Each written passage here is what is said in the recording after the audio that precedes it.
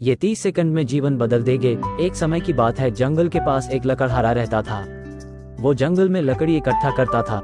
एक दिन गलती से उसकी कुल्हाड़ी पास की एक नदी में गिर गई। उसने बहुत प्रयत्न लेकिन कुल्हाड़ी नहीं मिली।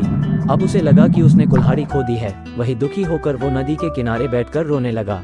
उसके रोने की आवाज सुनकर नदी के भगवान उठे और पूछा कि क्या हुआ। लकड़हारा ने उन्हें अपनी दुखद कहानी बताई। नदी के भगवान को उस लकड़हारे के ऊपर दया आई और वो उसकी मेहनत देखकर उसकी मदद करने लगे। वो नदी में गायब हो गए और एक सुनहरी कुल्हाड़ी वापस लाए। लकड़हारे ने कहा कि यह उसकी नहीं है। वो फिर से गायब हो गए और इस बार चांदी की कुल्हाड़ी लेकर वापस लाए, लेकिन इस बार भी लकड़हारे ने माना किया।